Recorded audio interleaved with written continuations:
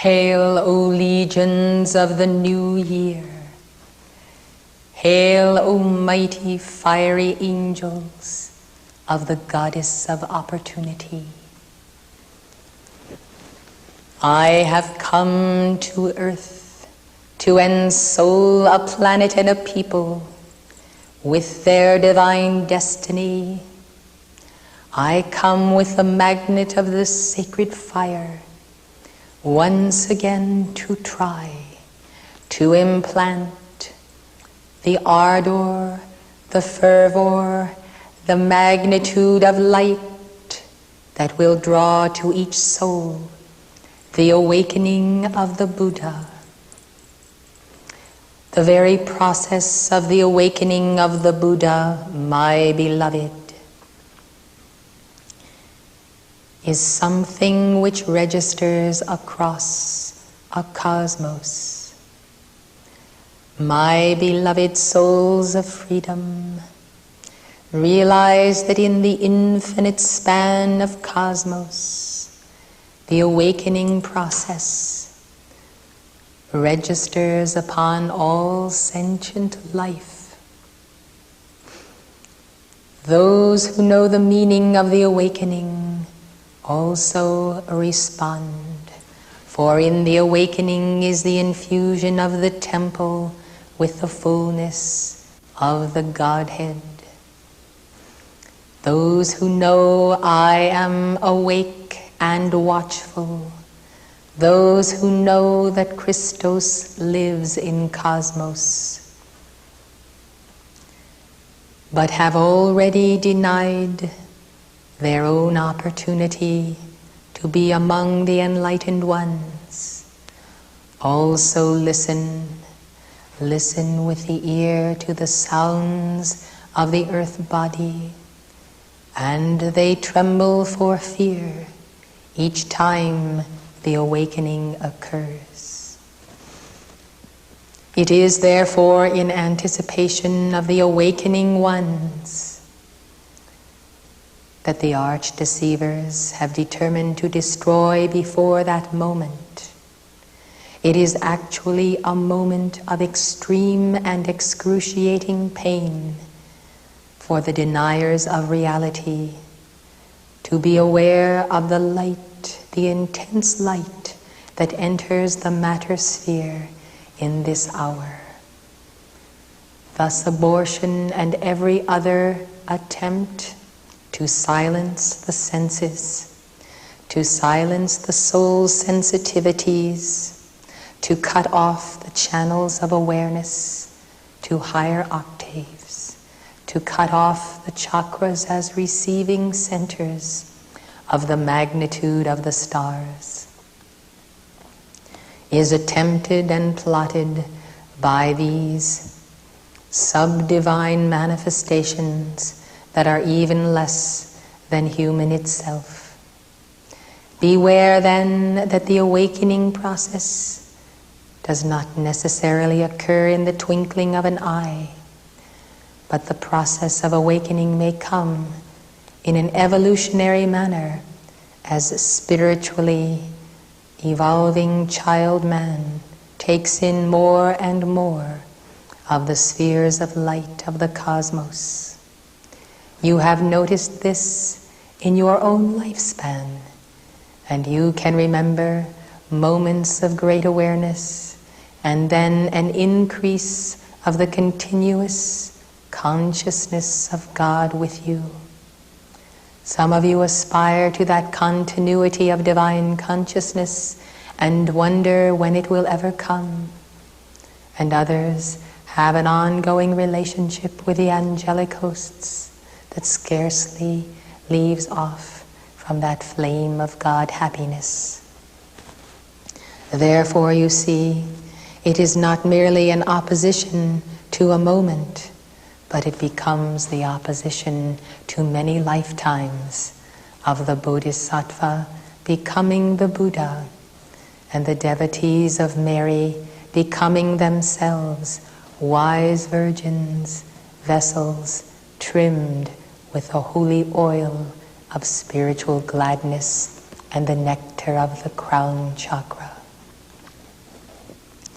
I come to celebrate opportunity and all the Lady Masters of Heaven who are very near to earth and the children of the light as teachers and as comforters. This is the year of the woman, in the sense of the reality of the Divine Mother appearing through many peepholes of cosmos. Beloved Venus and Meta, Kuan Yin, Nada. Beloved Portia and the Goddess of Liberty, the beloved Queen of Light, the Goddess of Purity, the precious Goddess of Light.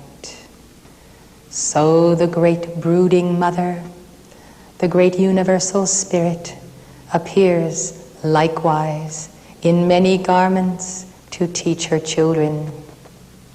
The ladies of heaven are following the rays of the sun to the very heart of the inner retreat, to the heart of your own threefold flame. And therefore wisdom will teach her children, and the mother flame will assist the mighty work of the ascended masters, as it has not occurred with such intensity or dispensation from beloved Omega herself in many a year. Therefore we anticipate exposés by our chelas, tuning into the mind of the Universal Virgin, who is concerned for her children and for the light of the aquamarine ray that descends from the heart of God as an invincible fount of cosmic purity, to quicken those inner soul receptivities, to heal any and all invasions of the 5 bands of the secret rays that now must surely be mastered by the most advanced chelas. For these are membranes and chambers in themselves that surround the heart and contain vessels of consciousness of Elohim for the resounding of the light of the heart, the sound of the heart, the movement of the heart. Understand that I unveil to you a function of the 5 secret rays as 5 concentric spheres, each one transmitting to the other a certain portion of the alpha to omega light of the nucleus. And therefore, the very creation itself hangs upon the immensity of a science unborn in the outer spheres, a vastness of the universe, a vibration, a resonance, and a quality that must remain somewhat undefined. I bring this to your attention so that you will realize that the experimentation of geneticists and the probings of life, the attempt to distort in all ways, has always been pursued with a vehemence of those who would take this heaven by force. For within the 5 secret rays are truly the secrets of creation. And when children of the light do not guard themselves, do not guard the physical heart or the subtle levels of the heart chakra, when they leave themselves wide open to probings by their own hardness of heart, their own prideful vulnerability, and a dense ignorance, born not only of human will, but also of Nephilim engineering, then you see, as with the fetal experiments that have occurred in recent years, the fallen ones take full advantage of the absence of protection of the heart, physically and spiritually, and they probe and continue to probe to wrest the secrets that they would know, somehow to endow their creation with a substance of personality in imitation of the creation of the soul. The soul is born in the nucleus of the central sun and gains identity initially in the 5 secret rays. And therefore you see, unless there be made calls for the protection of mighty cosmos secret rays in manifestation in earth, it will not be possible for the karmic board to release further light or a momentum of light that should be the very possession of all followers of God. Were we to release this light to embodied mankind prematurely before they had even a semblance of mastery of the 7 rays, we would only be passing easily into the hands of the seed of the wicked more opportunity to discover more of the hidden mysteries of God. The mysteries of co-creation with the Almighty are actually that which belong to the sons of God. They belong to the Christed ones incarnate. But as with the secrets of nuclear science and invention, which have so easily passed into the hands of the enemy, this also would become something that would be the common property of those who in themselves have no life in them. Therefore, beloved, because of the circumstances of earth, the wide gaps and ranges between the evolutions, the sense that is missing, whereby individuals ought to protect and cherish the greatest gifts of God which they have been given, the karmic board is forced, therefore, to limit the release of light as well as the release of the teaching. You, my beloved, in your outer consciousness, also suffer the consequences of this planetary condition, in that we cannot put upon the ethers by our spoken word, even into your hearts, a secret knowledge of that which would be most helpful in your own protection, in the bringing forth of children, and in the building of the inner retreat. I come to you then with an alternative to the dilemma, and that is that you call upon your Christ self and your I am presence to manifest the full powers of the secret rays within the sphere surrounding your heart, and that these 5 spheres be sealed in a cloak of invisibility, invincibility, and invulnerability, and be set by a mighty whirling blue sphere that cannot ever be touched by those who have less than the fullness of the presence of the Christ consciousness and its mastery.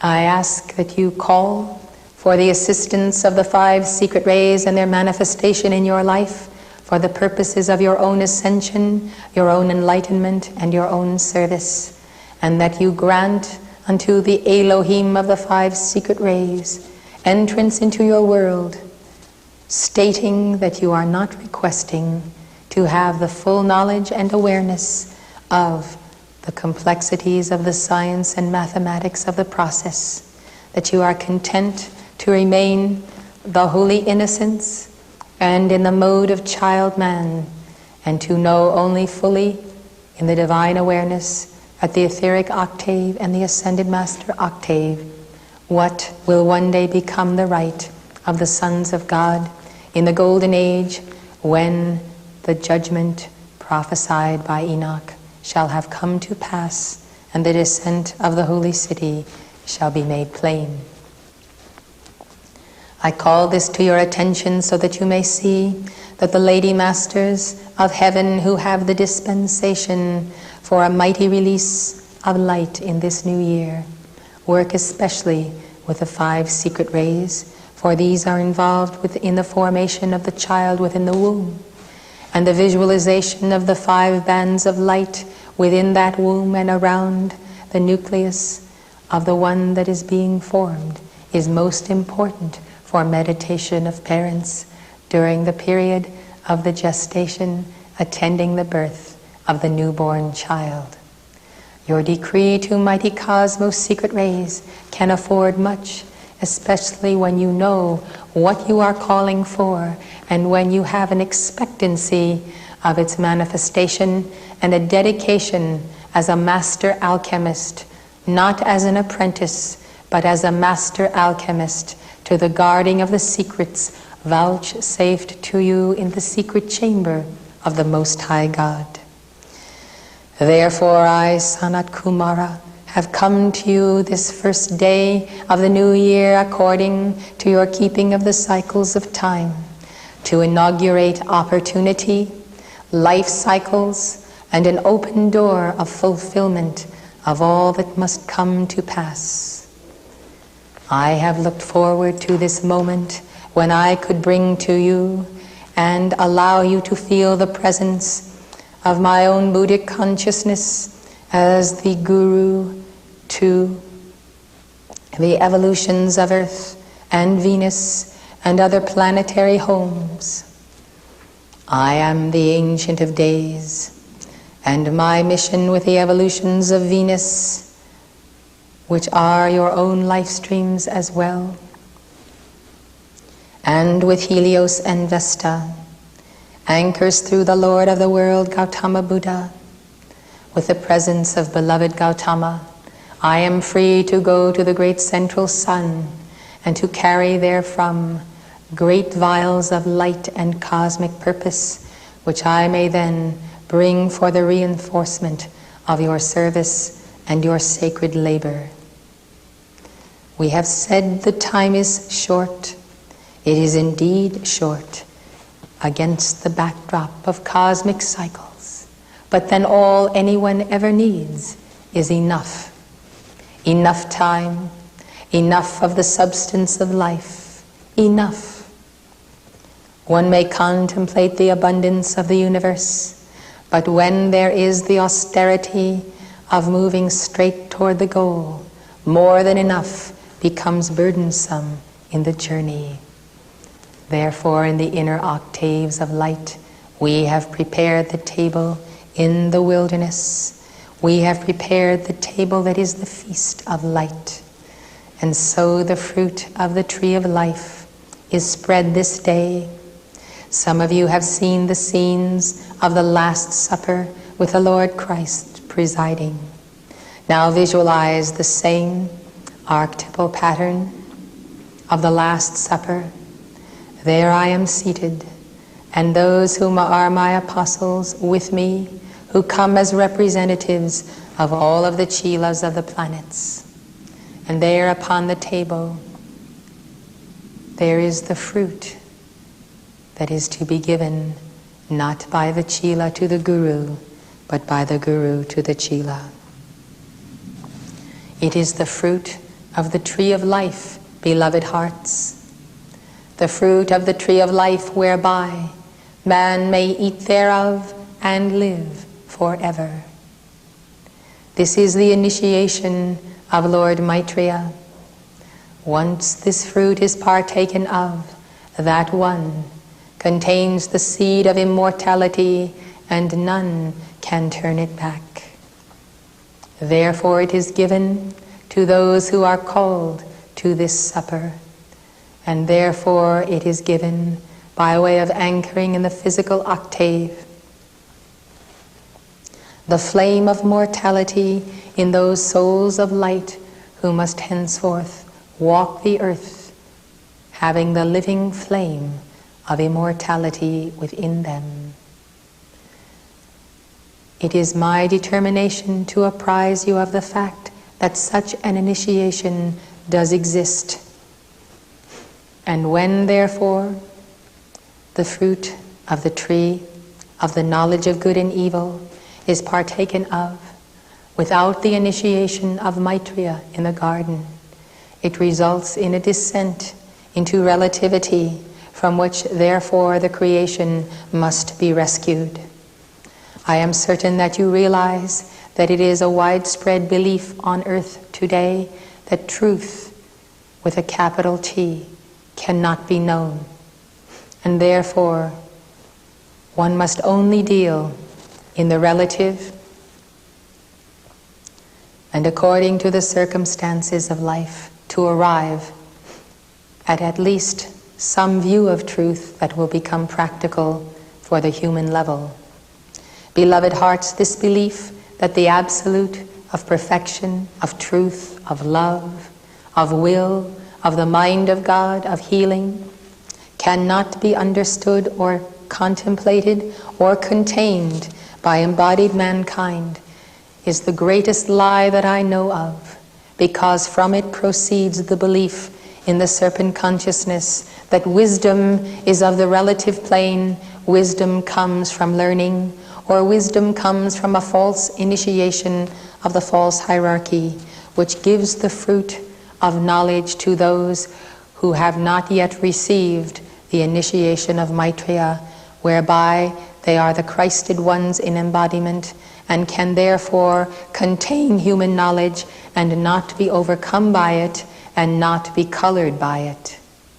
There is a time and a place when one can see the things of this world and not be moved, because one contains the fullness of that Christ majesty, that Christ awareness in such blazing reality that not for a moment does one lose perspective by contemplating whether the wonders or the degradations of human science and human knowledge.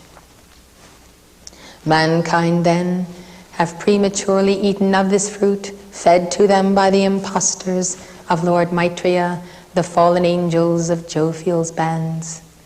Understand then that one must have regained the Christ consciousness to its fullness and be ready to eat of the fruit of the I Am presence, which does bestow eternal life, to receive the fruit which I give at this supper, this day, first day of the new year, according to your reckoning, 1983. Beloved hearts, it is well that you strive to receive this initiation, which I will give but once a year to those who are ready. Understand, therefore, that the temptations of serpent as Satan to Jesus must be seen for what they are, not merely writings in Scripture, but things which you come in contact with daily. The subtle sense of superiority of the solutions of life offered by mechanization man, these must be denounced and renounced. And the fervor within your heart and the fire that burns must be commensurate with that of the prophets and the adepts of old. You must take care against outer rigidity and outer fanaticism. Though the inner self be steely white, there must be a resilience and a certain flexibility and mobility in the outer sense of dealing with life and interacting with it. You may have the strongest sense of the Immaculate Heart, yet when speaking with others, they should scarcely know that you are even a devotee on the path. You see, one compromises the mastery of the 5 secret rays by making known to anyone the elements that comprise that path. This is why Jesus warned that one should fast in secret, should do one's praying in a closet, the closet of the secret rays, and therefore not reveal to those who are not on the path and those who are envious of that light the very process of the awakening itself.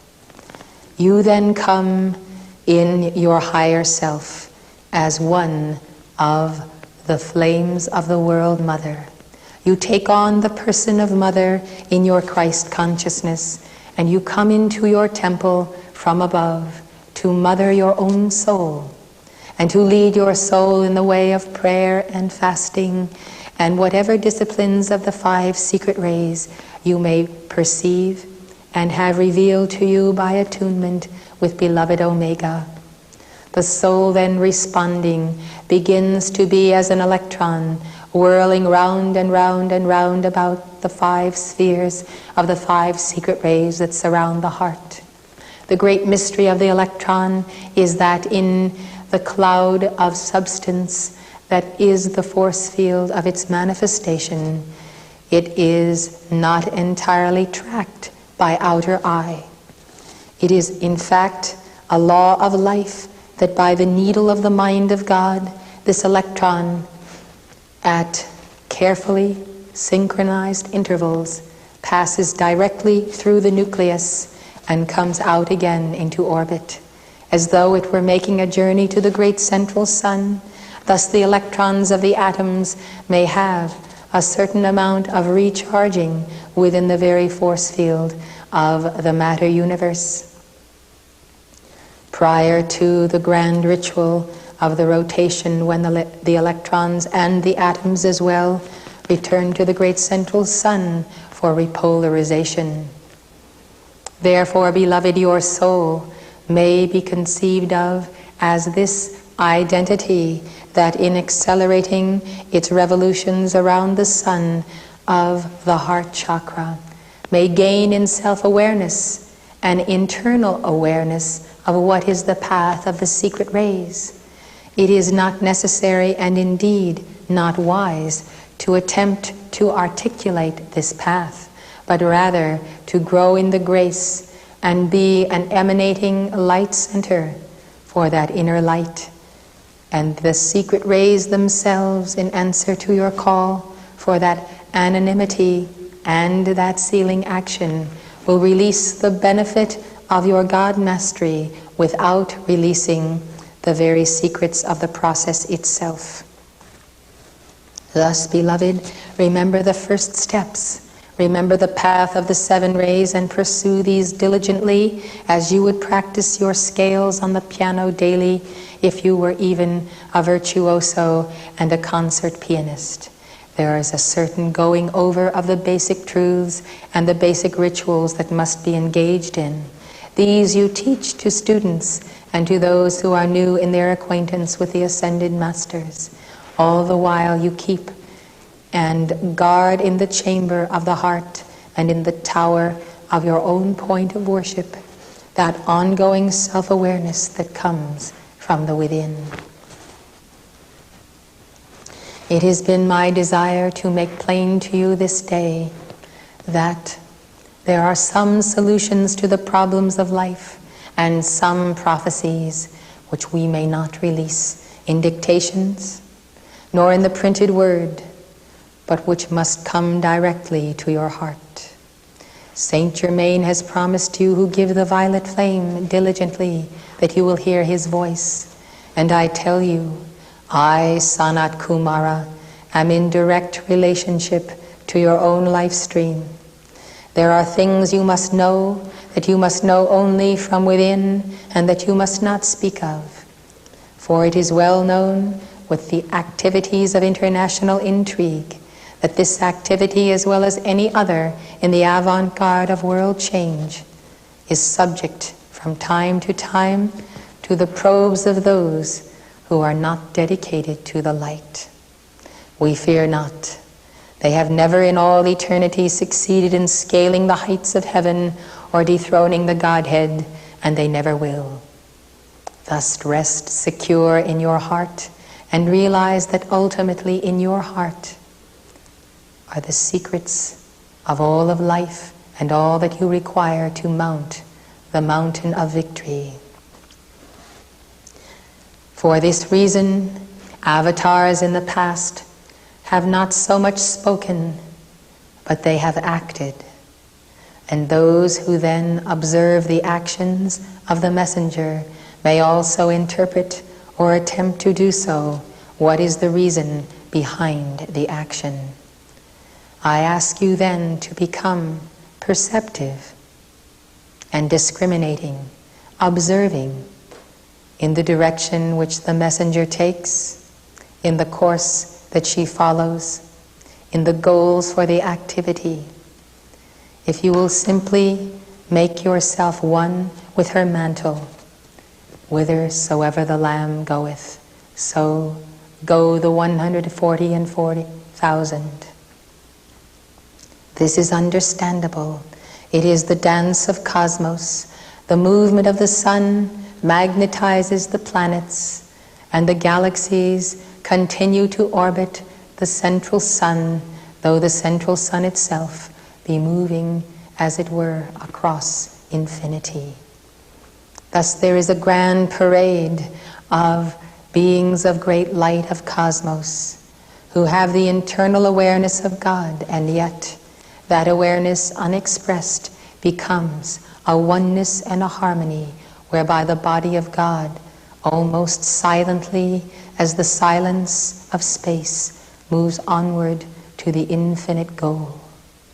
Realize then that our teaching may be expressed not so much in word, but in the action of the messenger and in the deeds of the chelas, the deeds of the noble knights and the ladies of the flame.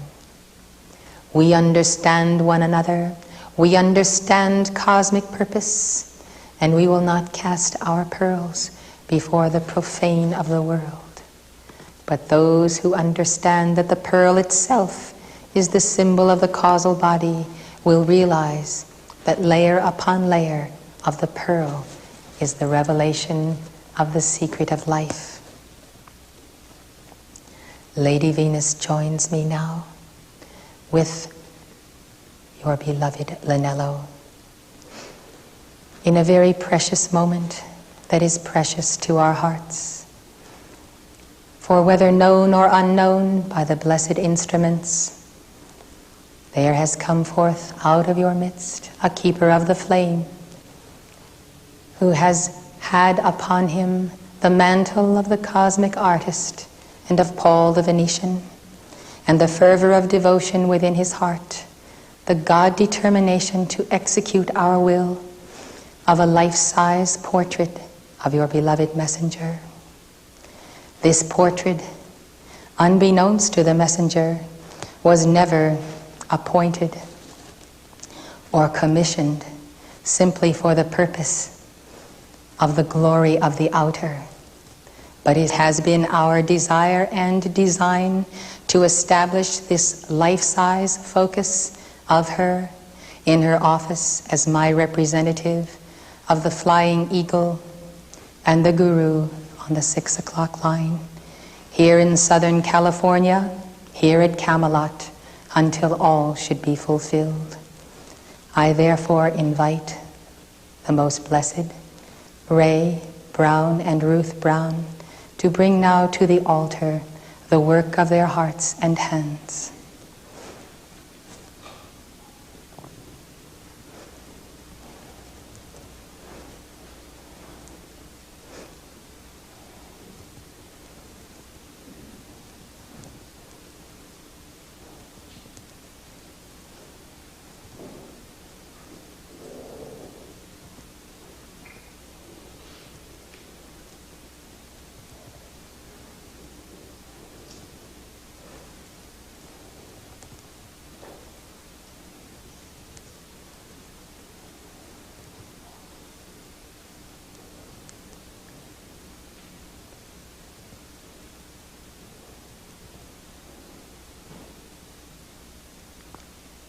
I ask for the unveiling of the portrait.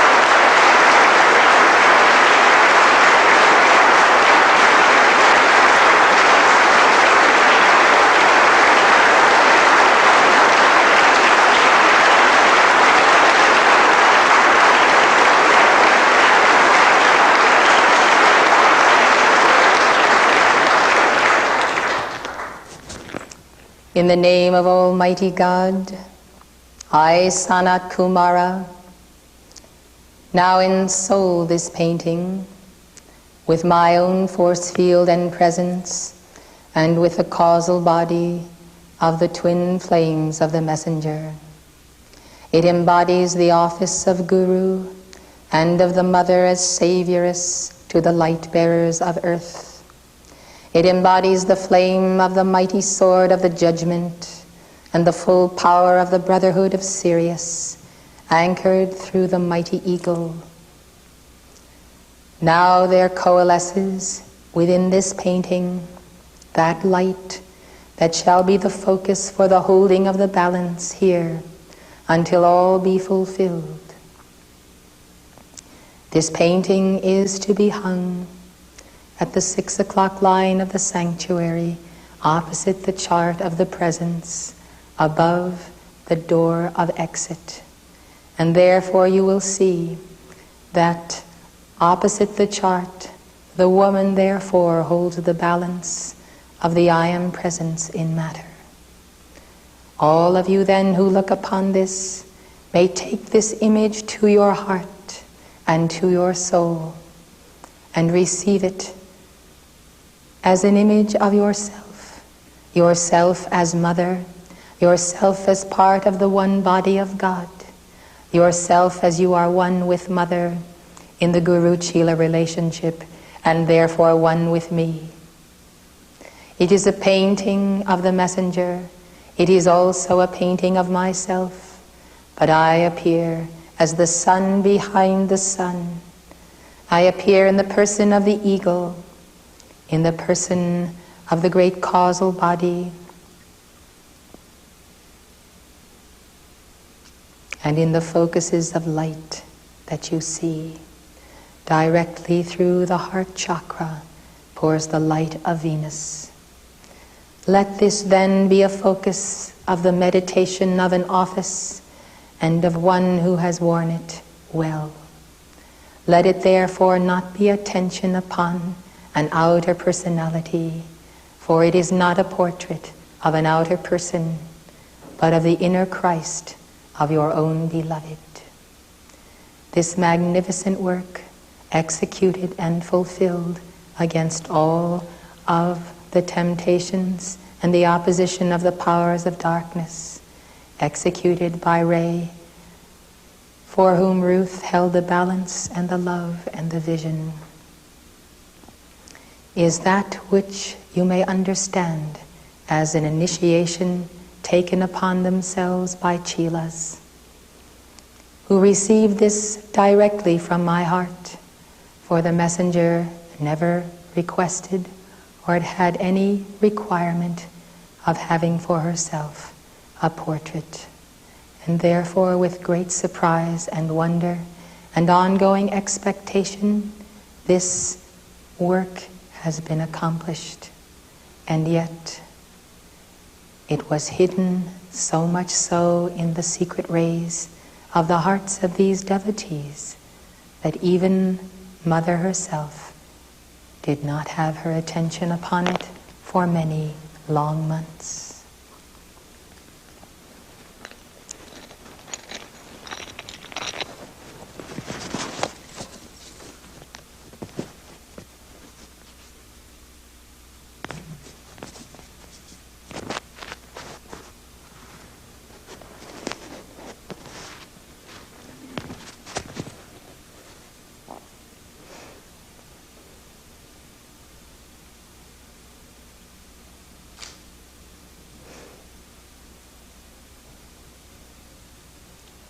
In the name I am that I am, it is sealed in the light of my heart, and it is the physical focus, therefore, for your own entering into the path of the secret rays and into the heart of the inner retreat.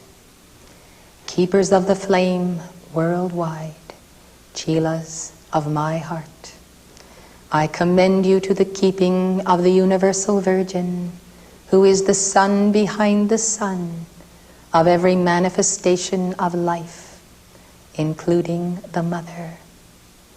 May you rejoice and be glad, for in this image you see a forerunner of the intense action of the physical stepping through the veil, not only of the ascended masters, but of your own Christ self. For truly, the physical painting itself is a promise that your own Christ self, just above you, stands also waiting to step through the veil, And you, the artist, must be so dedicated, similarly in this fashion, to bring forth the perfect painting of that Christ in flesh, and of the authority of that Christ, and of the scepter, of the sword, of the book of the law.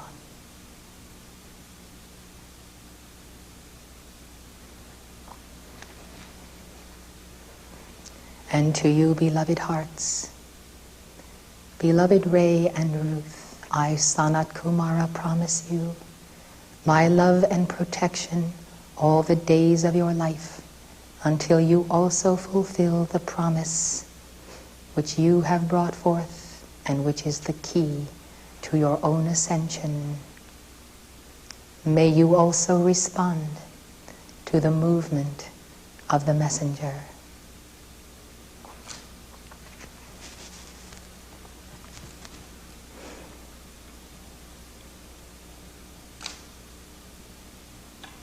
Beloved hearts of living fire, I, Sanat Kumara, seal you with a hand that has held the fruit of the tree of life and bears yet its vibration. Therefore the sealing with the hand that is the bearer of the fruit is the beginning of the process of your own preparation to partake thereof and live forever. May this be your goal. May this be your joy. In the name of the cosmic host, in the name of our Father, our Son, our Holy Spirit, and our Mother, Om Buddha.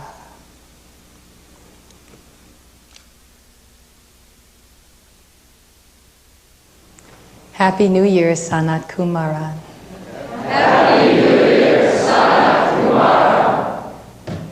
Isn't it wonderful to be on earth in the hour of his victory? Yes. Happy New Year again, everyone. Happy New Year.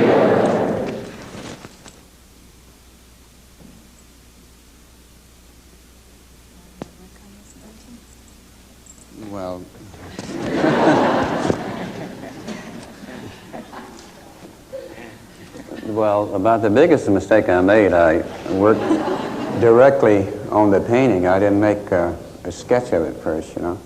And,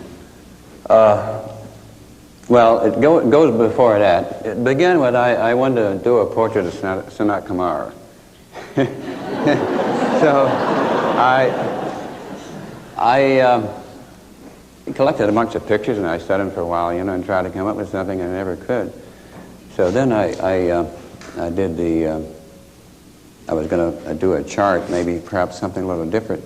And Ruth came up with the idea, why not do a portrait of you? So, of course, I did.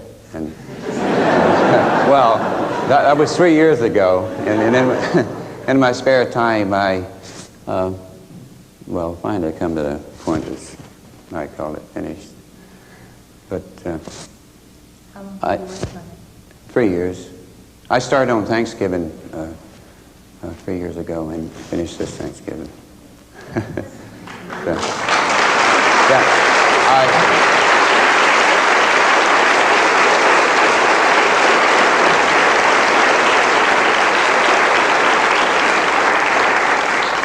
my problem was, too, I didn't have much to work from, except the pictures from the brochures, you know, that we get from the University Press. And so I didn't even know your exact color of your eyes, and, you know, except for the photograph name wasn't very clear. But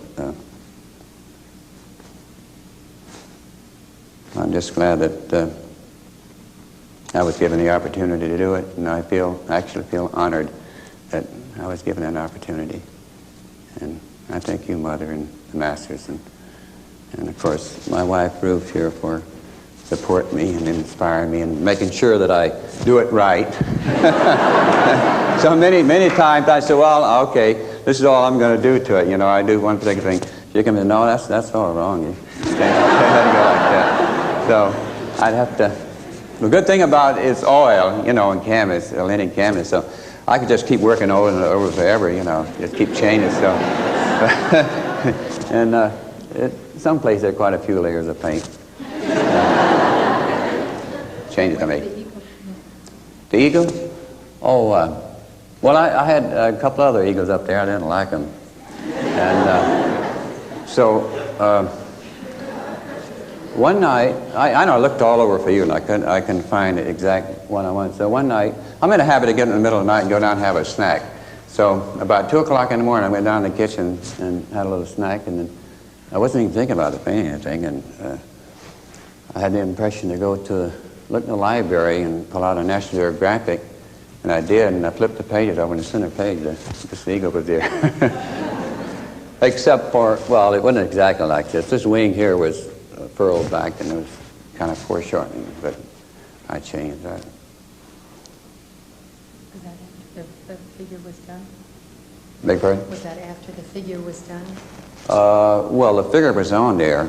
Well, I did it, you might say, all together, you know. The idea was, well, SANAT KUMARA come with the Book of the Law and the Ruby Sword of Victory. That was my thinking in doing it, you know. So, of course, I needed the eagle. And the sword itself is, I designed that. I couldn't find a proper sword, so I had to come up with something myself, so.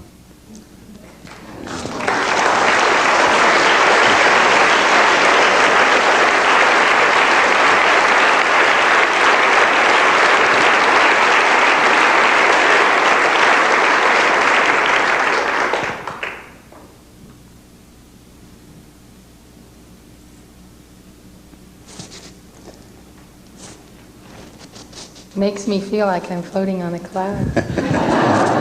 Or else the Earth has been translated into the violet planet.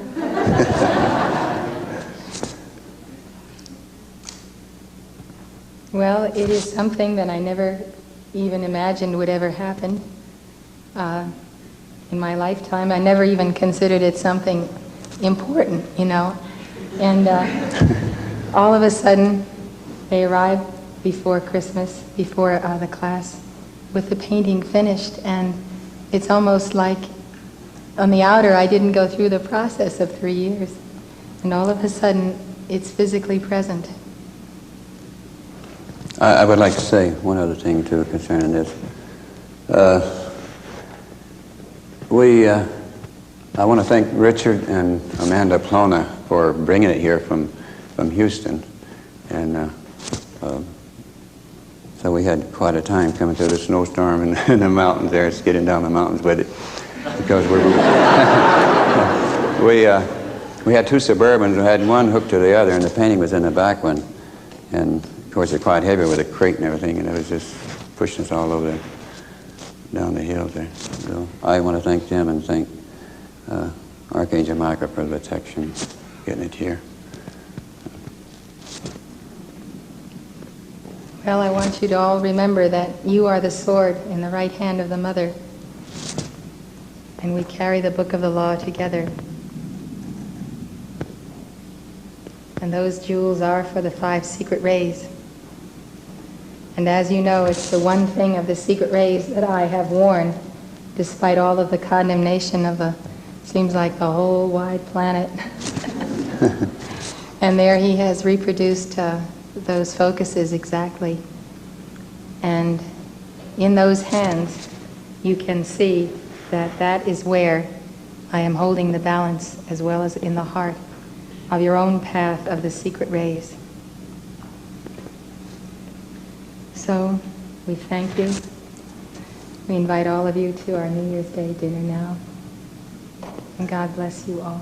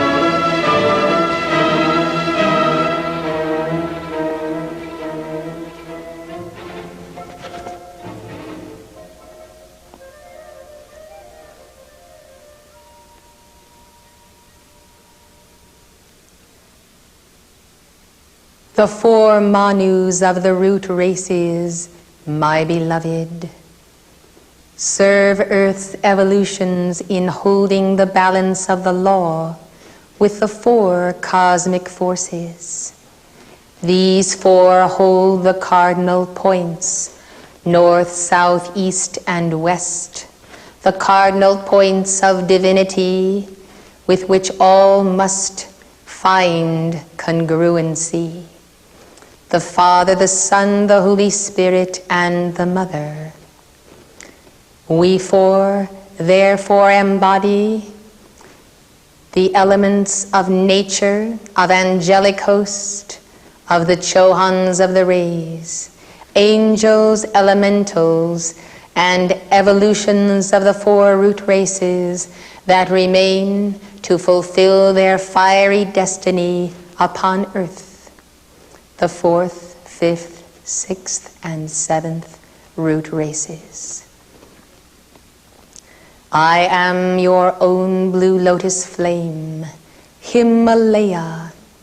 With me stand Vevasvata Manu, the god and goddess Meru, and the great divine director. We come, therefore, bearing the light of the Christ flame of these holy ones of God. It appears that the longevity of the stay upon earth has increased the karmic accountability of those earlier members of the earlier root races that remain, those of the fourth and the fifth, that ought to be the great-granddaddies and grandmothers of those incoming avatars of the sixth and the seventh root races. Beloved ones, as you know, the tilt of Earth's axis due to laggard karma has caused an out-of-kiltering effect in the manifestation of the timetables of the sixth and the seventh root races. Some have said that the seventh root race is nigh in coming, and others have said that the sixth root race is only appearing now. Realize that the avatar, Jesus Christ, came as the pivot point between the fourth and fifth and their entrenched manifestation of Brahmanism and of the recalcitrance of the Sanhedrin and the rabbinical schools. And those have existed as an inverted and reverted orthodoxy, both in the traditions of East and West. He came also to set the Christ example for the sixth root race and to open the door to the example for the seventh in the very person of Saint Germain, in numerous embodiments, that which represents the apex, or was intended so, in the life of Francis Bacon. Even that embodiment was almost a short-changing for Saint Germain, for his divine rule upon earth ought to have been as king of the English-speaking peoples of the planet. Nevertheless, the teachings were set forth, and Francis Bacon left a mark that none can wipe out. It is a stain of truth that will not be removed from the garment of any of the four root races of Earth's evolutions. Thus the days are hastening, and we observe that some great forerunners of the seventh race have taken embodiment, and those are more numerous in the sixth root race. Of these have come forth to occupy planet Earth in far greater numbers than many realize. This has to do with the shortening and the lengthening of cycles, as it must be so, because of the interference with cosmic cycles that has happened not only in the last 200 years, but the last 2,000 years. Now, beloved hearts, for many of you, this planetary body is not home. Your home may be Venus, or the god star Sirius, or beyond. And therefore you understand yourselves as pilgrims here and servants of SANAT KUMARA, and many of you are most interested in fulfilling your individual divine plan, as many of the ascended masters today were interested in so doing when they were in embodiment. They have discovered, as you soon shall, that merely to fulfill one's own divine plan does not necessarily cut one free from this evolution or this planetary body, even if one is not a member of the embodied 4th, 5th, or 6th root races. Therefore, you see, it is important to plan not only ahead in a straight line, but wide, as though making the lines of a piece of a great cosmic pie, fanning out from your own heart flame, and including a much larger circle of the horizon, and those many life waves that shall come over the horizon in search of the dawning light of your personal divinity.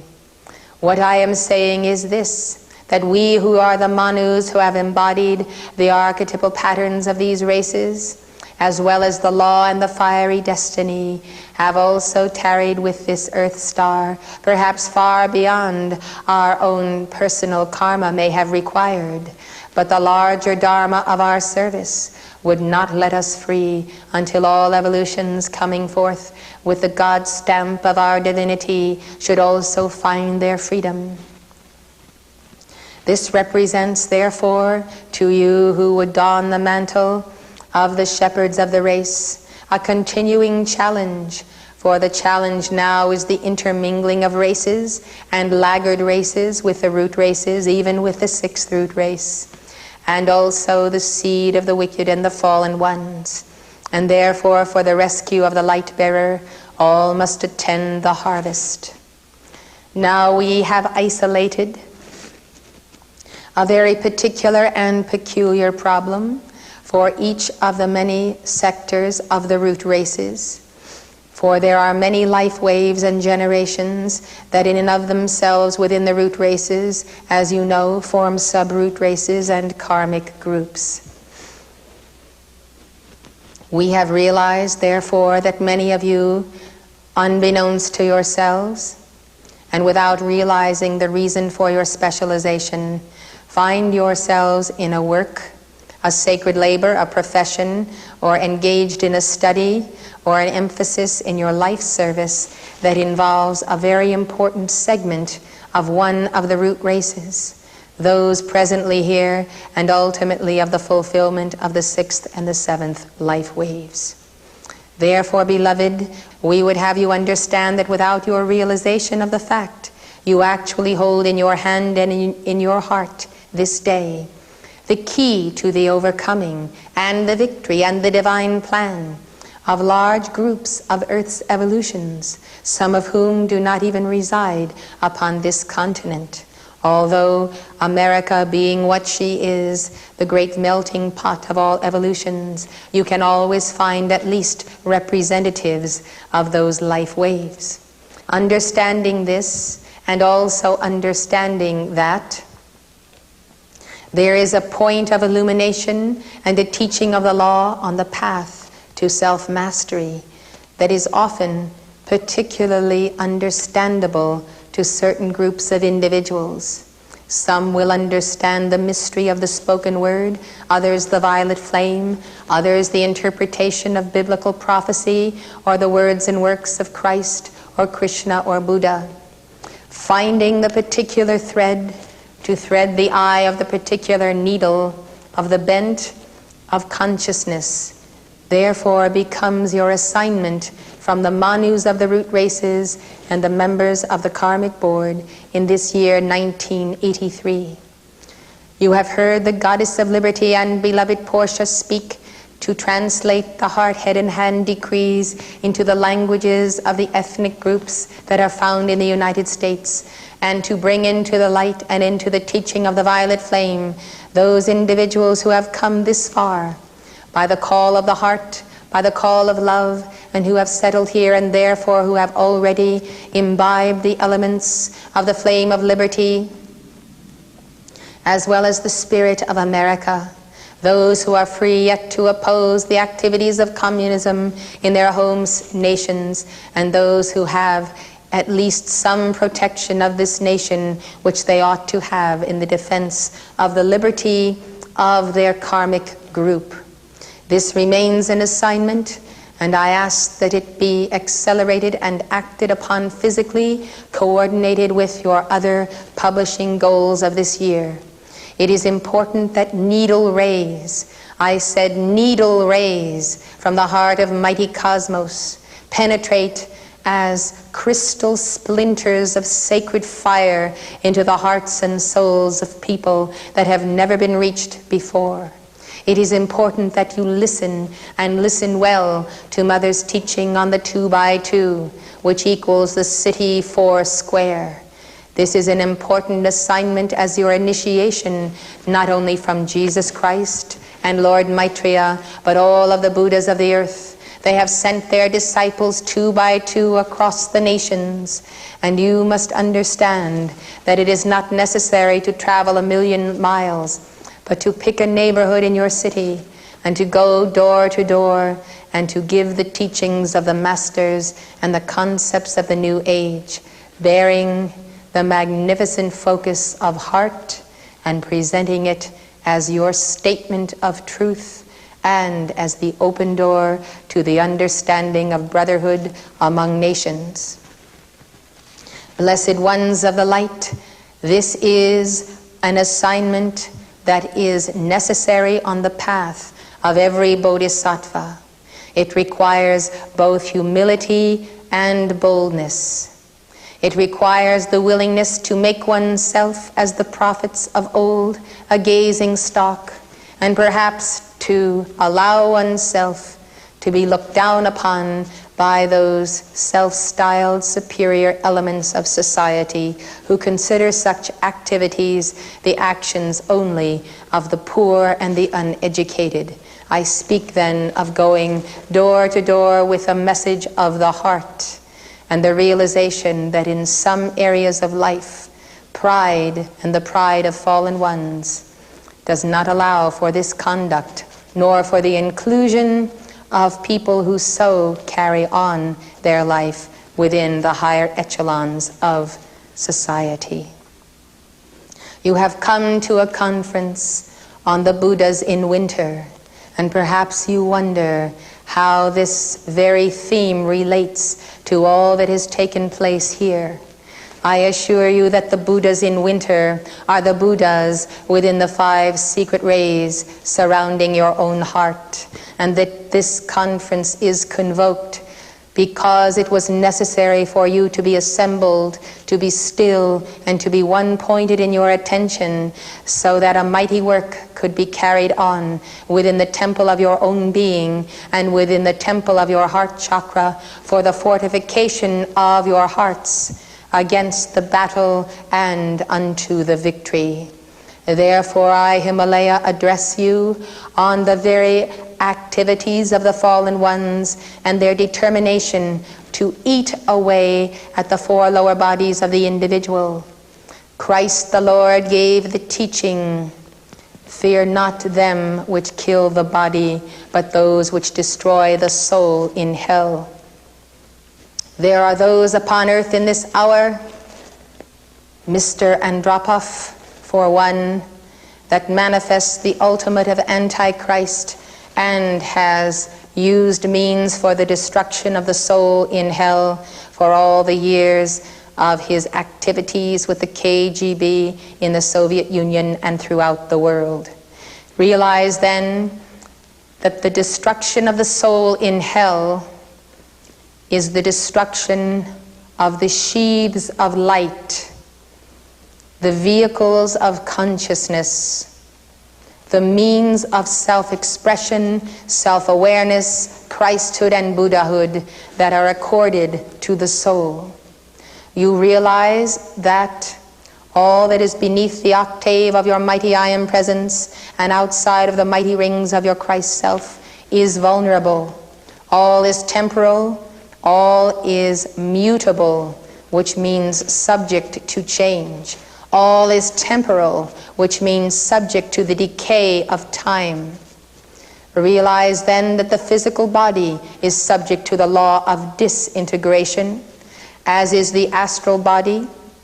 The mental body has its strength only when it is the embodiment of the Christ mind, and therefore does endure beyond the cycles of disillusion when the Christ mind is the reality of the mind of the individual.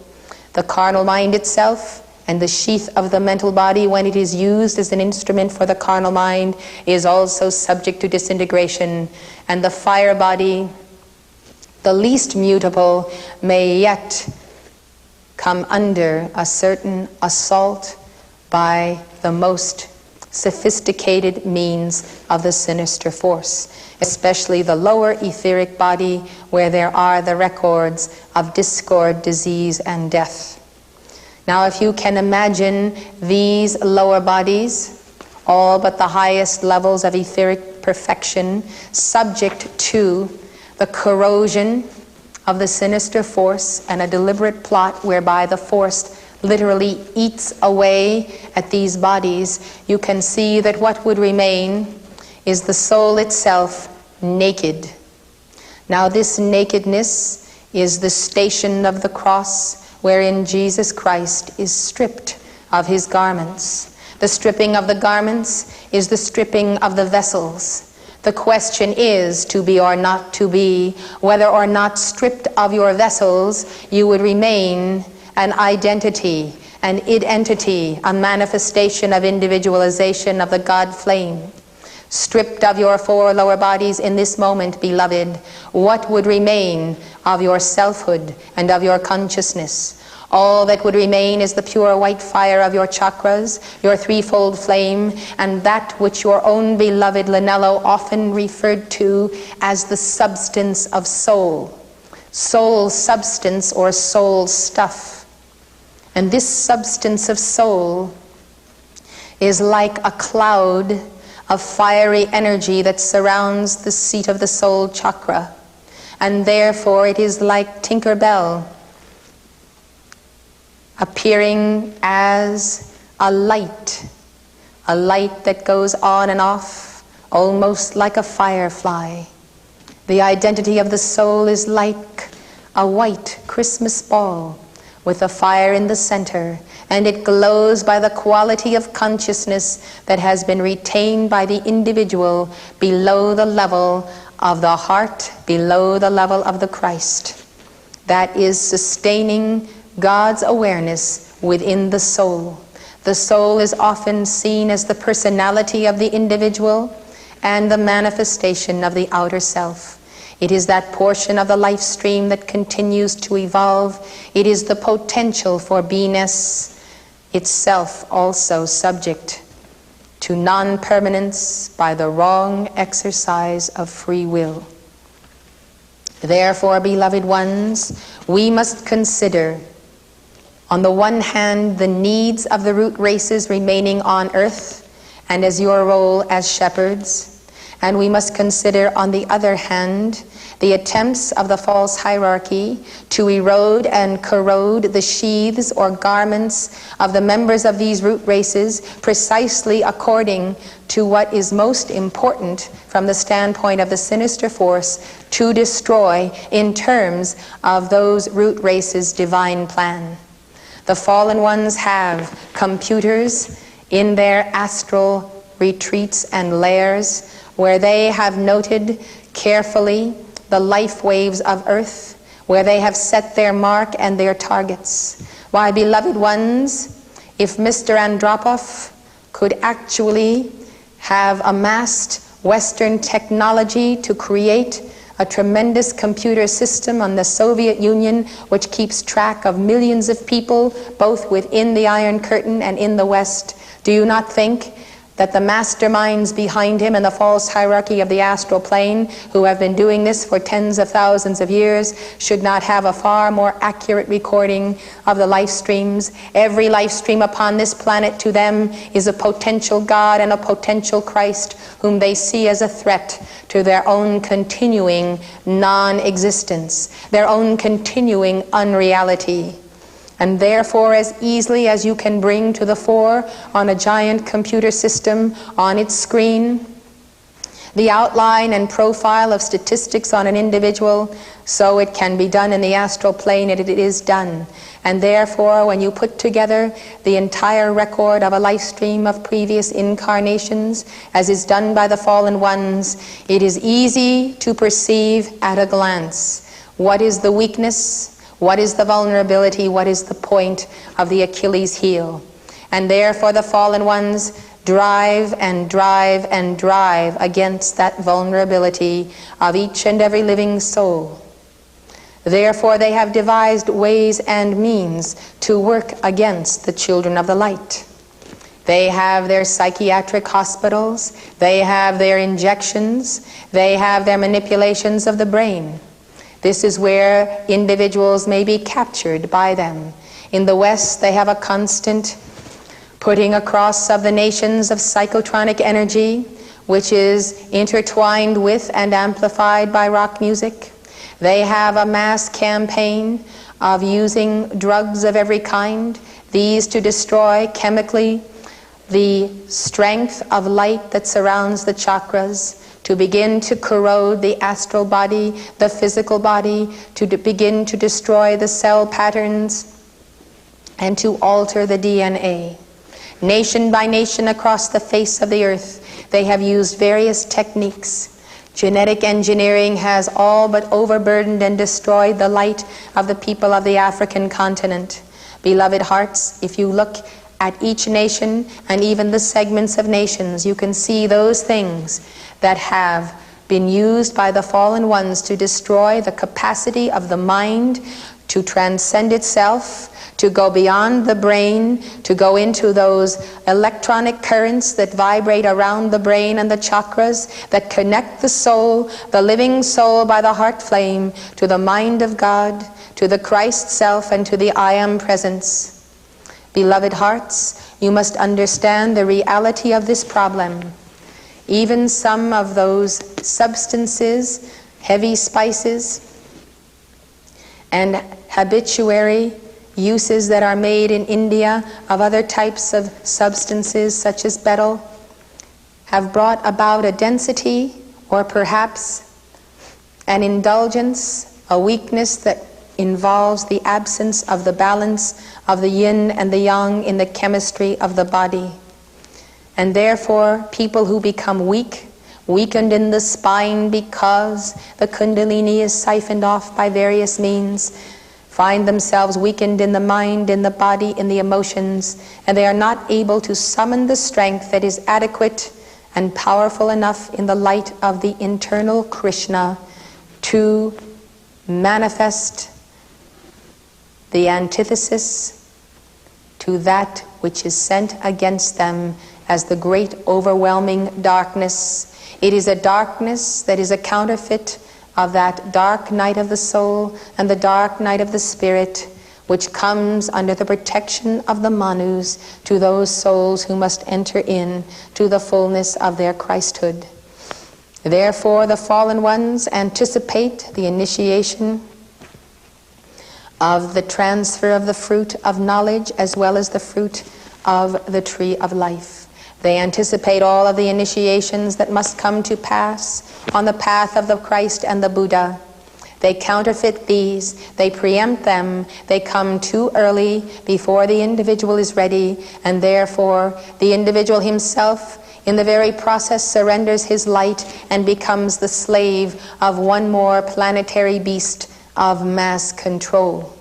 This having been accomplished, the individual is securely blinded to his own fiery destiny and insensitized to even the sensitivity that he should have to the coming of the elect one, to the guru or the teacher who could rescue him from his plight.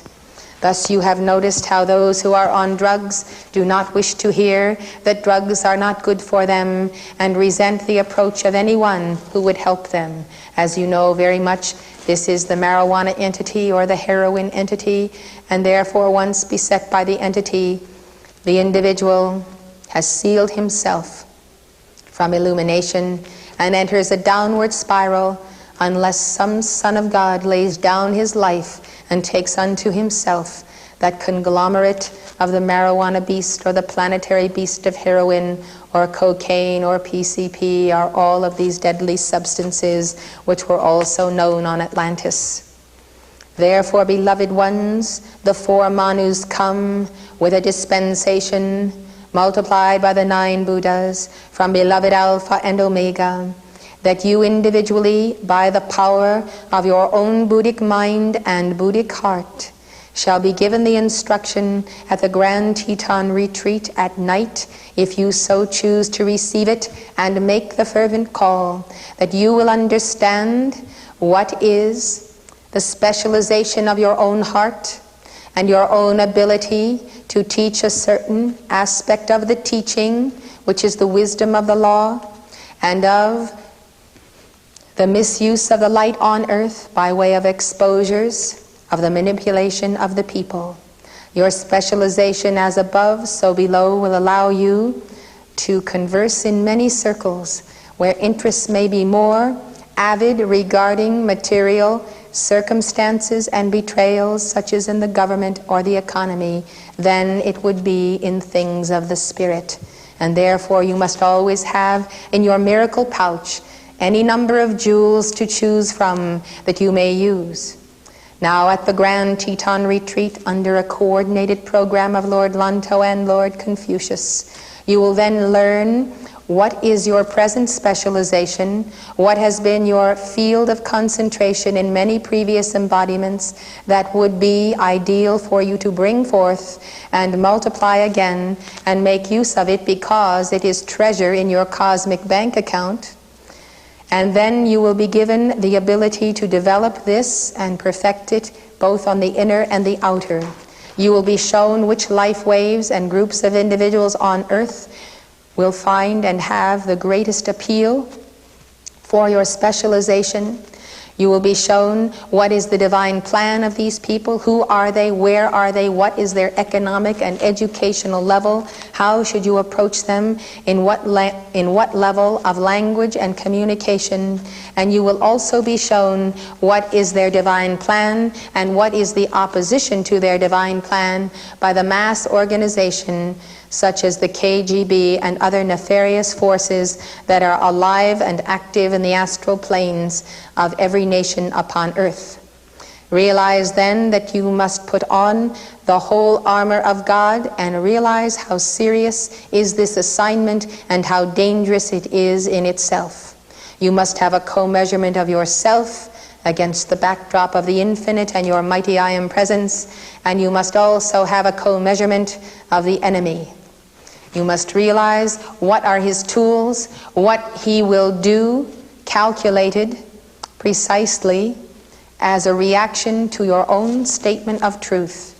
When you know the enemy, you study past performance of that enemy and how he has responded to the threat, the ultimate threat against his own personhood.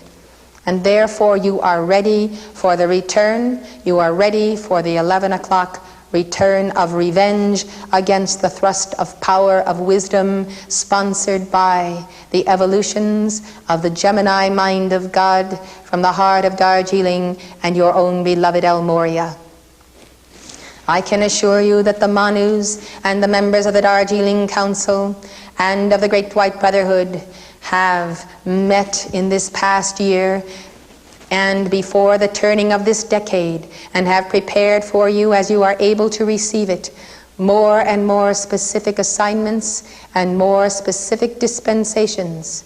You must be ready for the incision of the diamond shining mind of God and the razor's edge of penetration to rescue souls actually by the use of the cosmic razor, cutting them free from the grips of the fallen ones without harming not a hair of their heads or even of their skin. Beloved ones, realize then that the plot to eat away at the 4 lower bodies and leave the soul naked before the soul itself has the attainment in Christhood is a most deadly and serious situation. For if the soul be stripped of her garments before the hour when the soul is walking the 14 stations of the cross, preparing for the crucifixion. That soul will be naked in the sense of ultimate vulnerability to the hordes of shadow, who then simply come in and make, as it were, mincemeat of that one. This is what happens to individuals when they pass from embodiment, whether by suicide, our youth in suicide, or in overdoses of drugs, or in drunk driving, or all of the mishaps that occur to pluck from life the tender buds of the vine. These things ought not to be. An example of this activity against the four lower bodies and the soul is in the problem of child molesting. This in itself is such an inroad that it does penetrate the psyche, which is the soul, and it is an attempt to penetrate the 5 secret rays, for the 5 secret rays around the heart are the guarding of the virgin consciousness of the holy child, so that that virgin consciousness is sealed in heart, and the actual life force is not activated in the kundalini until the child reaches an older age, when it is correct according to the divine plan of evolution for that child to mount in the light of understanding of the procreative process and the mantle of father and mother. The stimulation and the activation of the lower chakras in little children by the mass media, by drugs and alcohol, and by all forms of looseness on the part of parents is therefore the means of the lowering of the sacred fire of the 5 secret rays that surround the heart into the lower chakras. And this stimulation, as with all stimulation of the chakras, may result in addiction, and addiction which follows demands a day-by-day increasing stimulation in order for there to be achieved a certain release. Whether it is alcoholism, whether it is drugs, whether it is sexual activity, the more that the aggravation occurs, the more it is engaged in. And thus, it is the plot of the false hierarchy of this planet in this year to take their onslaught against the youth and the little children and the newborn and the unborn. It has been so in previous years, but I tell you they have met in their councils, these false hierarchs. They have moved against the light bearers, and they have determined that the greatest enemies of mankind are in embodiment or coming into embodiment and are now in existence up to the age of 21. Thus we must also make it our mark and our goal to place in the hands of those who are teenagers and below our magazine for the coming revolution in higher consciousness, for they are the ones who will be able to run with the message. You can see then that the attack upon the reading ability, the intelligence, the comprehension, the vocabulary, and the English language worldwide upon the people of these ages is precisely to prevent them from having an inherent attunement with the word which has gone forth and the manifestation of the word in language. Beloved hearts, that which has the greatest power to succeed is that which is the community of the Holy Spirit that is organized. There can be no organization without communication. There is no communication without the Holy Spirit. I suggest that you consider earnestly once again the forming of committees of concentration. You have heard Chelas speak on their areas of expertise or areas where they are in the process of becoming experts. You may identify with one or more of these or none, having your sense of direction elsewhere. What you must realize is that all over the world there are keepers of the flame who over the years have formed a God determination to support the brotherhood in one or more areas of concentration in their decrees. decreeing itself on the activities of world communism, already creates a specialization. For you are specialists in wielding the mighty sword of blue flame and the sword Excalibur, and you have a mighty momentum on dealing with this, because when you exit your bodies and go to the etheric retreats, you carry your decree momentum with you, and therefore you become adept also in the awareness of what is happening. I will tell you therefore that upon this planetary body, the representative par excellence, if you would have it, of the Antichrist is Andropov. You must understand that this individual coming to the head of the Soviet Union is the greatest single threat worldwide to the light bearers that has occurred since the era of Stalin.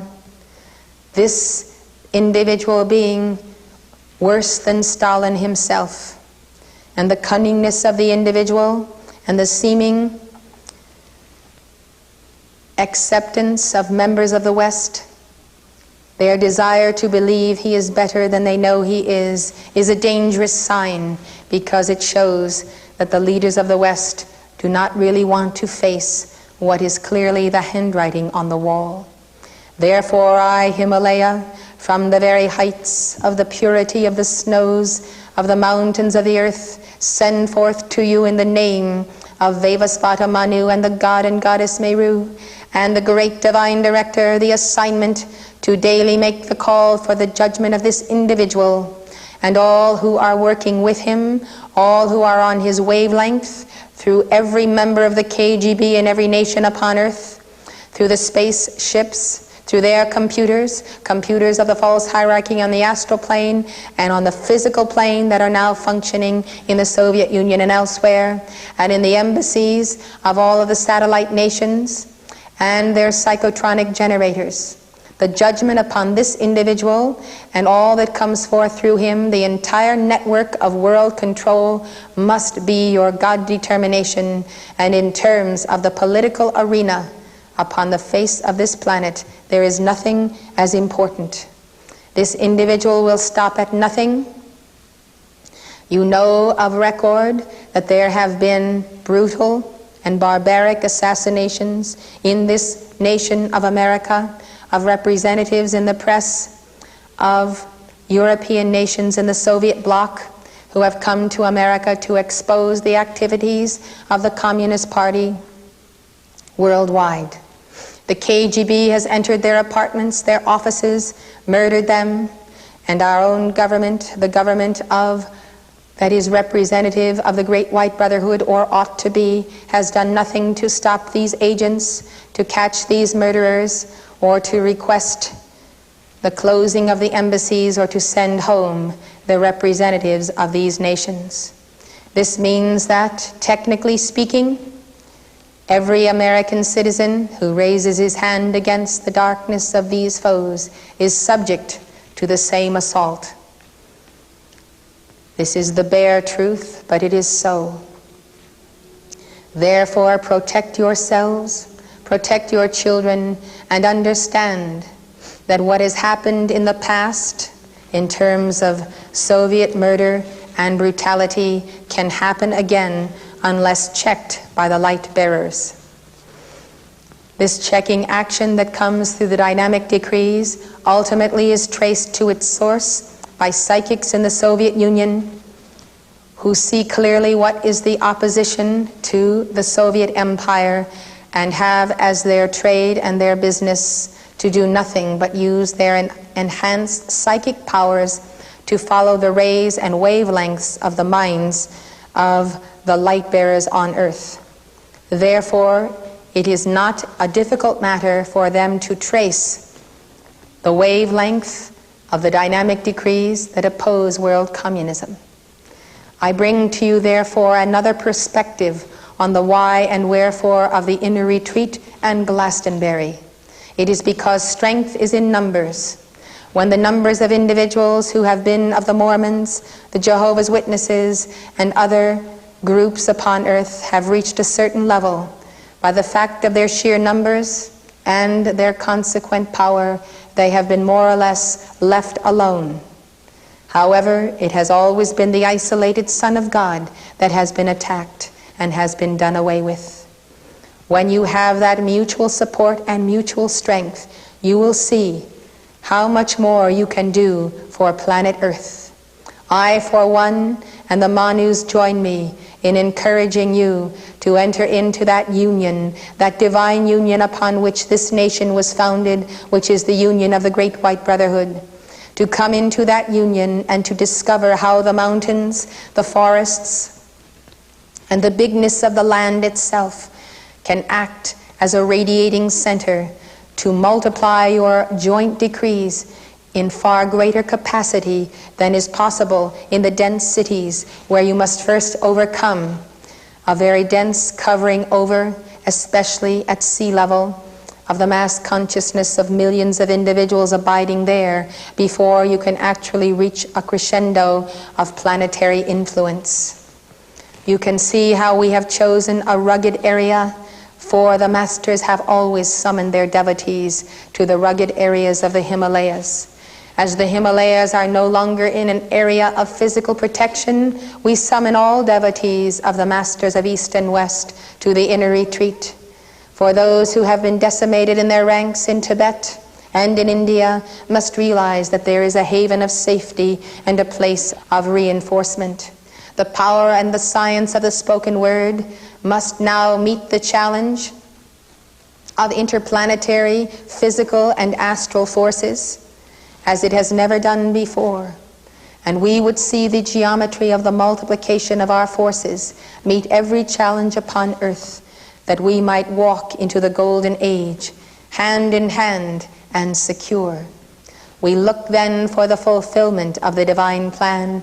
We look for the laying of the foundation of the seventh age and the seventh dispensation, when truly freedom can be permanent, because it is first the attainment of God mastery in the hearts of the people. I trust my message this day will quicken in your heart not only a vision, but the perception of your own ability to do more and to be more precise in your statements for the victory. May the messenger and staff be so blessed as to provide you with the publications and the information that you may use as tools as you are on the battle line, and you must have the necessary weapons, so they must manufacture them. For our weapon is truth, it is love, it is the mystery of the word, it is the expose, it is illumination.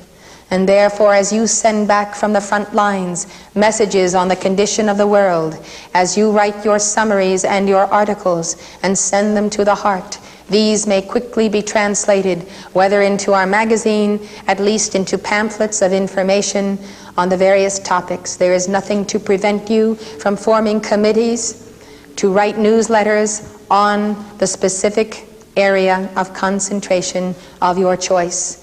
Newsletters that speak of what is happening nation by nation to combat marijuana, abortion, and all of the foes of the light bearers.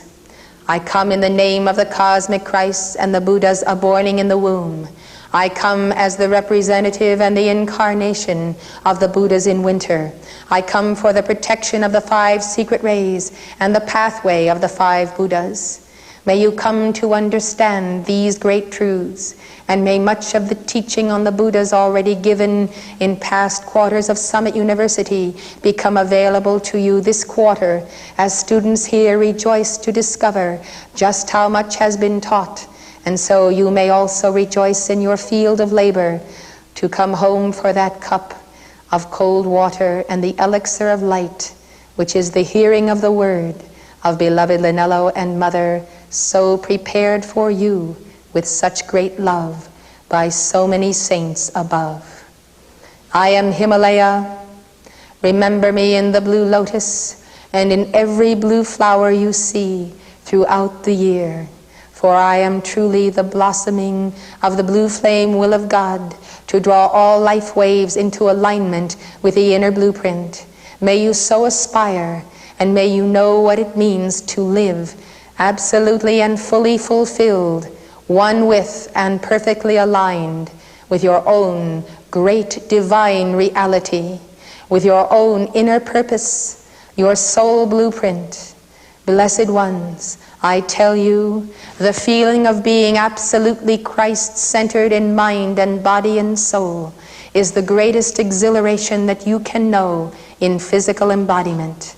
May you know it, may you love it, and may you give it to all as you break the bread of life of your own soul substance, and give to all that which is yours to give, and seal the circle of identity. Allow no man to take thy crown, allow no woman to penetrate thy garment, allow no devil or fallen elemental or mischievous foul spirit to enter into the bloodstream and alter the pure divinity of your God consciousness. I am Himalaya of the sun. I have tarried with earth's evolutions long, and I wait for my own beloved to ascend from your midst.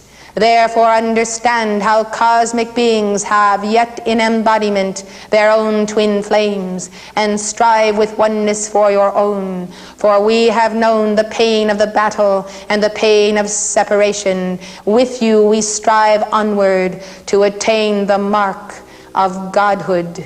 In the name of the entire spirit of the Great White Brotherhood, I salute you in victory.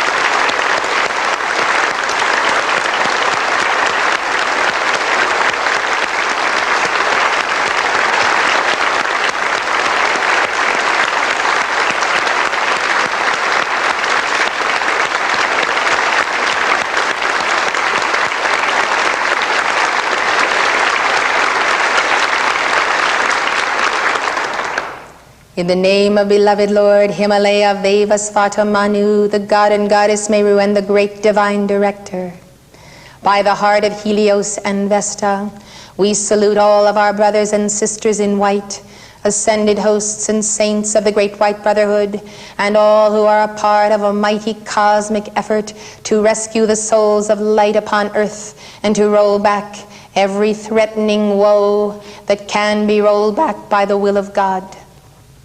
We thank you, beloved beings of light, our teachers and friends who have so organized yourselves to make possible our own service, which we sense in such an accelerating manner.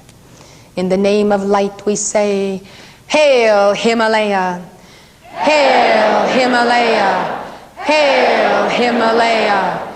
Hail Himalaya!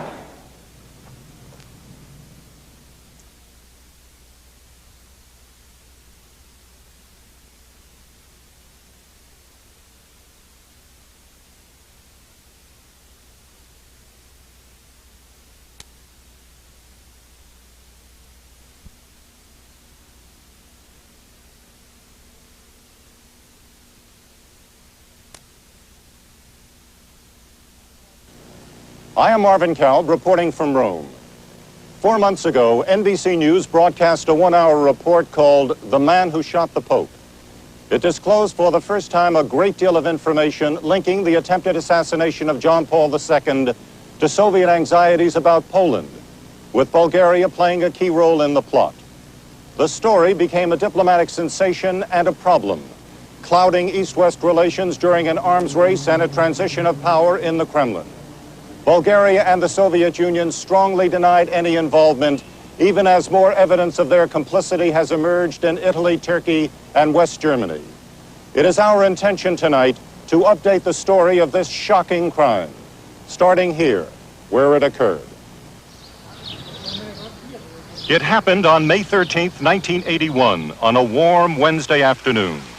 An unsuspecting Rome sparkled in the sunlight, each of its fountains a silent witness to other intrigues. The dome of St. Peter's dominated the skyline of the Eternal City. It was exactly 5:17 p.m. The Pope, riding in his white Jeep through the crowded square, had just opened his general audience, blessing a young girl and waving to the faithful. Then, suddenly, a hand, a gun, and a volley of fire. The gunman turned out to be a 23-year-old Turk, Mehmet Ali Aca, a professional killer wanted for murder in Turkey. He seemed, under the circumstances, remarkably cocky. I am very sorry to tourist women. He expressed regret about having wounded the tourists, but not about having shot the Pope. Why did you do it? At the time, many people rushed to glib judgments about Aca, but only a handful of Italian officials had an inkling of a Bulgarian connection, and they quickly covered up the evidence. The court concluded that Aca was part of a conspiracy, but few chose to pursue the obvious lead. For more than a year, a strange curtain of silence fell over the crime. The silence ended last fall, in part because NBC's report encouraged others to follow the story. Then a confirming bombshell. On November 25th, Italian police arrested a Bulgarian, Sergei Ivanov Antonov, described as head of the Bulgarian airline office in Rome, on charges of active complicity in the attempted assassination. Tell us what you've been arrested for. Question: if Bulgaria is involved, could the Soviet Union also be involved? The question is diplomatic dynamite because Yuri Andropov, the new Soviet leader, was head of the KGB when the plot was hatched. In this case, the smoking gun, so to speak, may never be found. And in the high-risk world of international terrorism, deniability is crucial and expected, and responsibility is always carefully laundered.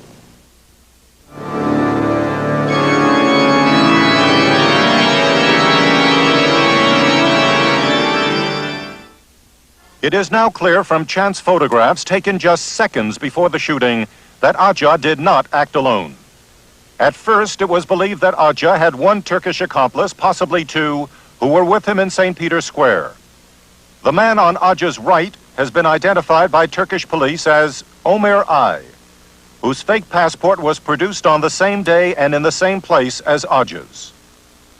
The other suspected accomplice, photographed after the shooting by an American tourist, has not yet been identified. Aca claimed he was also helped by two Bulgarians who were in or near St. Peter's Square. Italian authorities decided over the past weekend to hold one of the Bulgarians, Antonov, in prison pending his trial. In early August 1980, as the crisis in Poland escalated, the Pope sent an envoy to the Kremlin. He delivered an extraordinary handwritten letter in Russian from the Pope to Leonid Brezhnev, then head of the Soviet Union.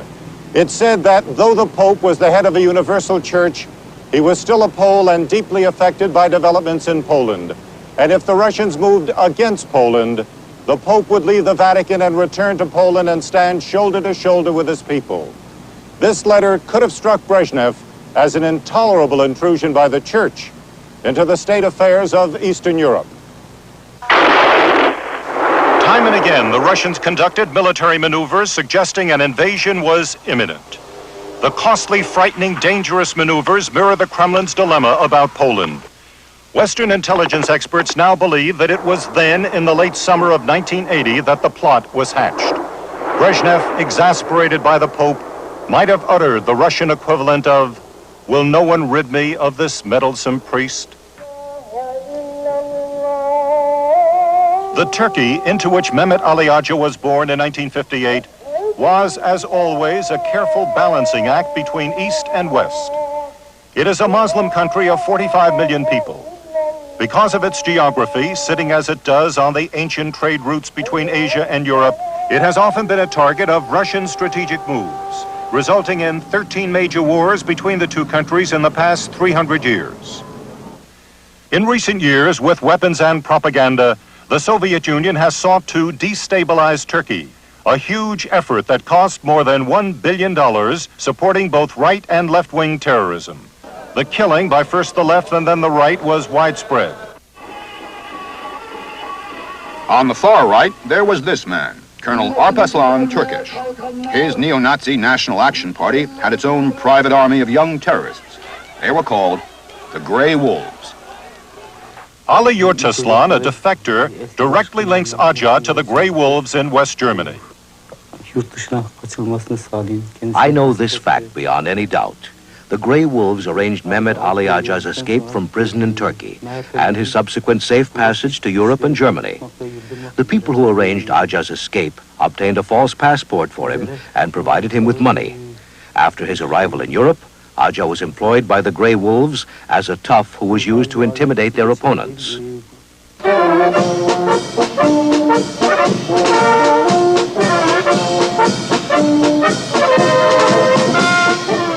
Often, Aja slipped across the Swiss border into Zurich, where there was also a large Turkish community.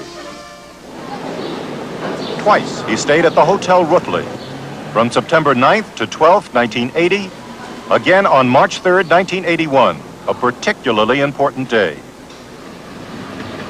It's now been learned that it was then that Aja met with Musa Çedat Çelebi, a Grey Wolf leader in Frankfurt. At the meeting, Çelebi offered Aja 3 million West German Deutschmarks to kill the Pope, also offered him sanctuary in Bulgaria, a highly improbable offer unless it had the approval of Bulgarian authorities. According to Vatican sources, it was here in Switzerland, as well as in West Germany, that Aja also received spending money, lots of it. By the time he reached St. Peter's Square, he had spent an estimated $50,000. By the time Aja returned to Italy in early April 1981, he began to operate like a terrorist on a tight deadline. On April 8th, he arrived in Perugia, a university town in central Italy. Milan, under the dome of the Galleria, the elegant beefy cafe, where Aja had been spotted a few months before. Now, on April 23rd, he returned to Milan to the Condor Travel Agency to buy a 2-week honeymooners tour of Mallorca.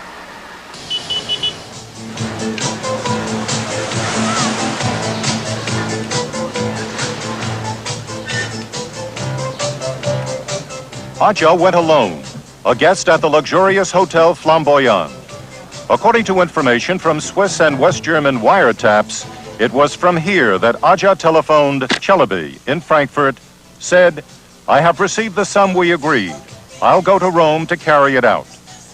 Aja then telephoned Bakci in Olten, told him to bring the gun to the Milan railroad station and have it there by May 9th. Both Çelebi and Bakci worked for a prominent Turkish smuggler, Bekir Çelenk, who took his orders from Uğurlu, head of the Turkish mafia, who in turn collaborated with the Bulgarians in a number of dark activities.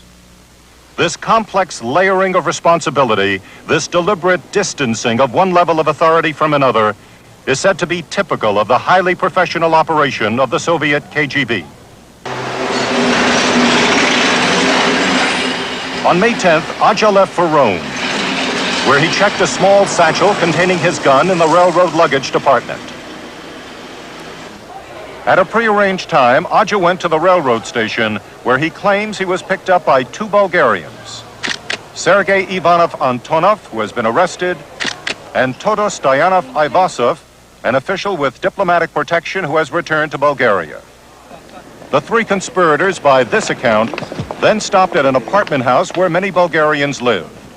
There were last-minute checks of plans and weapons. Around 4 p.m., Aja said the Bulgarians drove him to St. Peter's Square. The Pope's Wednesday audience was just beginning. At 5:17 p.m., Aja shot the Pope. Even though the Pope these days seems like a tired man, he remains heavily engaged in church and world affairs, still an extraordinarily controversial figure. The investigation into the attempt on John Paul's life has mushroomed into a major international problem. For a while, the Vatican quietly helped the investigators, pointing to leads in Eastern Europe. Now, with these leads being actively pursued, the Vatican feels it can safely retreat into ecclesiastical silence. Its work is being done by others. None plays a more central role than the Roman magistrate Ilario Martella. Cautious and courageous, with a reputation for honesty, Martella has been accumulating evidence for more than a year. He has said little, traveled much.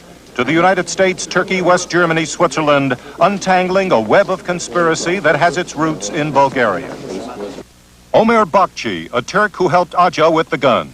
He was arrested in Switzerland last summer, held at the Regensdorf prison near Zurich, until, at Martella's request, he was extradited to Rome on October 16, 1982. Musa Çedat Çelebi, another Turk implicated with Aja in the papal plot. He was arrested by West German police on November 3rd, extradited to Rome on January 14th. He's now confessed to having dealt with Aja. Horst Grillmeyer, an Austrian arms smuggler involved in getting the gun to Aja. He was arrested on January 11th, charged with smuggling new Soviet weapons across the Czechoslovak border into Austria. He is being held in the Korneuburg prison outside of Vienna. This stunning string of arrests and extraditions angered and alarmed Bulgaria and the Soviet Union. Both denied any involvement in the papal plot. On December 17th, what rarely happens in Bulgaria happened. Foreign correspondents were invited to a news conference. Present for questioning were Bekir Çelenk, the Turkish smuggler accused of having bankrolled the plot. Italy had issued a warrant for his arrest on October 26th. The Bulgarians put him under police custody on December 9th. Çelenk posed as a hurt, angelic innocent. Zelyo Kolev Vasilev, former aide to the Bulgarian military attaché in Rome, fingered by Aja along with Antonov as an active accomplice in the plot. He too professed outrage and innocence. And Todo Stoyanov Ivasov, described as a financial officer at the Bulgarian embassy. He had diplomatic immunity and could not be arrested. These Bulgarians were known to Aja only by code names. He identified them from a batch of 56 photographs provided by Martella. Bulgaria bombarded the correspondence with pamphlets, denials, and explanations, charging in the process that if anyone was responsible for plotting to shoot the Pope, it was the CIA. The Soviet Union, under its new leader Yuri Andropov, for 15 years chief of the KGB, added its own wrinkle to Bulgaria's attack, directly accusing the Pope of subversive activities in Poland by creating the Solidarity Trade Union. On December 20th, Italy counterattacked. Cabinet ministers addressed a special session of parliament. The defense minister called the attempted assassination an act of war, explaining that in his view, it was an alternative solution to invading Poland. The interior minister charged that Bulgarian diplomats, agents, and tourists were involved in the assassination plot. But if Bulgaria was involved, as asserted, what about the Soviet Union? Roberto Paleski, number 2 man in the Italian Foreign Ministry, added up the evidence and concluded that the KGB masterminded the plot. I am saying that if the Bulgarian services are involved, they are doing it on behalf of the secret services of the Soviet Union. 4 months ago, we concluded our original report by saying the evidence suggests that either the Russians hatched the plot against the Pope as one desperate way of containing the crisis in Poland, or at a minimum, they knew about it and did nothing to stop it. The evidence now is even more persuasive. And yet, in this matter, the Reagan administration is etching no profile in courage, allowing Italy to stand alone against the fury of the Soviet Union. Indeed, some key aides of the CIA, both here and in Washington, are actively discouraging American newsmen and Italian investigators from pursuing their obvious leads. Why? Surely not because they believe the Russians are innocent. Part of the explanation lies in the ironic fact that many in the United States and Western Europe would rather not be provided with proof of Soviet complicity at this time. In their minds, that could shatter hopes for détente, trade, and arms agreements. It really shouldn't, because this has never been an either-or proposition. Still, the attempt on the Pope's life was a special evil form of state-sponsored terrorism with grim implications. The continuing investigation here has the potential of a time bomb ticking away in a corner of East-West relations. I am Marvin Kalb, NBC News.